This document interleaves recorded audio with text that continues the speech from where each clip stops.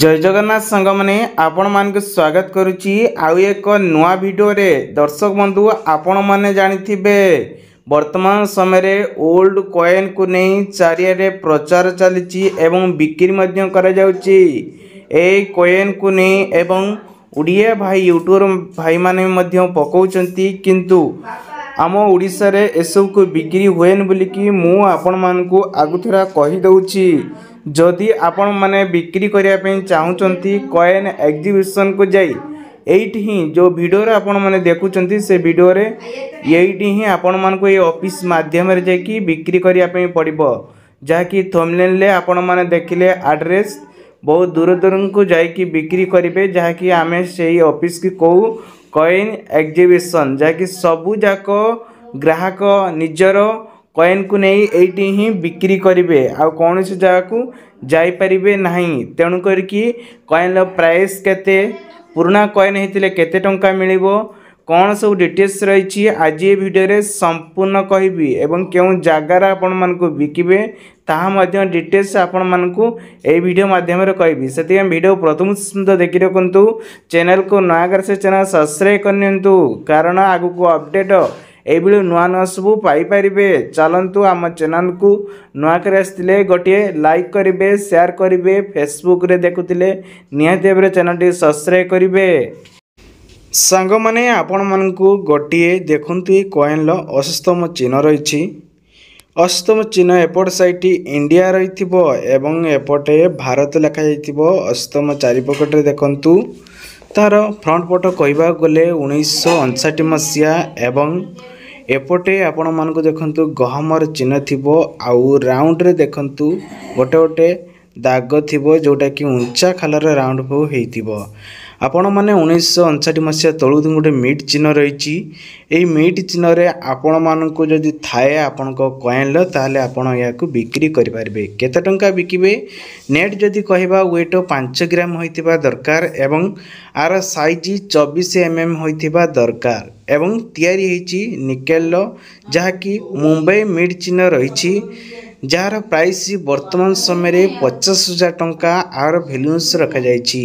एथिरे original Kota duplicate जानिबा को हेले जदि आपण पाखरे गोटिए 50 पैसा कॉइन अछि ताहाले आहार वेट जदि धरि नियंतु आपणकर एटा 4 ग्राम रु टिके कम बेसी हुए किंबा ताठारु अधिक हुए ताहाले टिके 5 ग्राम को कम हेले चलिबो बिकॉज पूरा जदि कम हुए ये है डुप्लिकेट बोली एटा जानि नंतु आपण मान को ठकामीर शिकार पड़ी पारंती तेणु करी एसब को बिक्री करबा को हेले मुंबई मीट जो चिन्ह थाए जोटा कि तास रे आपण माने ठिकरी चिन्ह अर्थात आमे खुंटिया बोली कहू जार प्राइस 50,000 टंका आज टंका रखा जाइछि। आपण माने देखि पारथिबे वैल्यूएशन अनुजाई एक कॉइन वैल्यूएशन एवं तार फ्रंट ब्रेक एसब को मैचिंग करवा दरकार जार यूनिक नंबर अनुजाई आपण मान को टंकाटी पाई परिबे। तेबे नेक्स्ट आपण मान को आउ गोटे देखिमी ता पूर्वरु आउ थरे आपण मान को ब्रेक फ्रंट देखि नंतु किभଳି देखा जाउची ताहले एक 50,000 टंकार सेलिंग करि परिबे। सेहि बेले आउ गोटे 50 पैसा कॉइन अर्थात सिक्का आपण मन को देखौची ये हैला 1957 मसीहार कॉइन टी रही एवं नेट वेट 5 ग्राम 26 mm साइज रही एवं तैयारी होइतिबा निकेल एथिरे तैयारी होइची एवं एथिरे मुंबई मीटर चिन्ह रही ये भी मध्य 50,000 टंका पर्यंत टंका रही किंतु आर फरक एया जे 1957 मसीहा होइची ये भी से 50,000 टंकार बिक्री करि पारिबे। देन आउ गोटे आसुची कौन ना टंकिकिया कॉइन ये हूँ 1951 मसीह ताहले आपण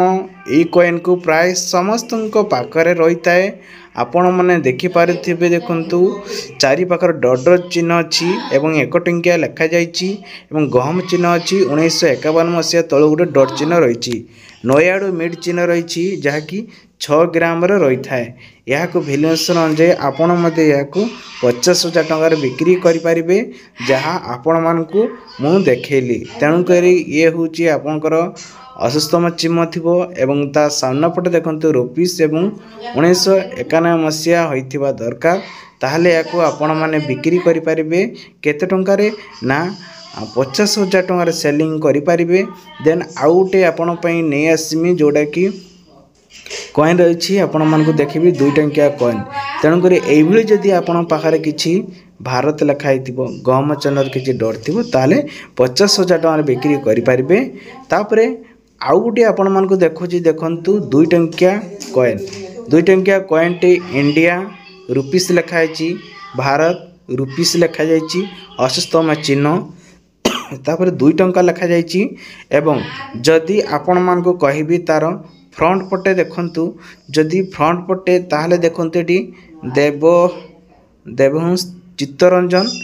ଦାସ ଲେଖାଯାଇଛି ଏବଂ 1970 ତାପରେ 1925 ମସିହା ଏବଂ 1998। ତାହେଲେ ଏହାକୁ ଆପଣମାନେ କେତେ ଟଙ୍କାରେ ବିକ୍ରି କରିପାରିବେ ତା ପୂର୍ବରୁ କଏନ୍ ସାଇଜ୍ ଦେଖି ନିଅନ୍ତୁ କିଭଳି ଦେଖାଯାଉଛି ଏବଂ ଏଇଭଳି ଗୋଟେ ଫଟୋ ଥିବା ଦରକାର ଯାହାକି ଚିତ୍ତରଞ୍ଜନ ଦାସଙ୍କ ଫଟୋ ଏବଂ ମସିହା ଦେଖନ୍ତୁ 1998 ମସିହା, 1925 ମସିହା, 1970 ମସିହା ହୋଇଥିଲେ ବିକ୍ରି କରିପାରିବେ। ଇଏ ହେଲା ୱେଟ୍ ଆପଣଙ୍କର 6.0 ଗ୍ରାମ କହିବାକୁ ଗଲେ 6 ଗ୍ରାମର ଏବଂ 26 mm ସାଇଜ୍ର ହୋଇଥିବା ଦରକାର ଏବଂ କପର ଏବଂ ନିକେଲ এই କଏନ୍ଟି ତିଆରି ହେଇଛି ଯାହାକି ହାଇଦ୍ରାବାଦ ମିଟ୍ ଚିହ୍ନରେ ଇଏ ହେଉଛି ତାରା ଚିହ୍ନ ଥିଲେ ଆପଣମାନେ ଏହାକୁ ବିକ୍ରି କରିପାରିବେ କେତେ ନା 50,000 ଟଙ୍କାରେ ଏହାକୁ ସେଲିଂ କରିପାରିବେ।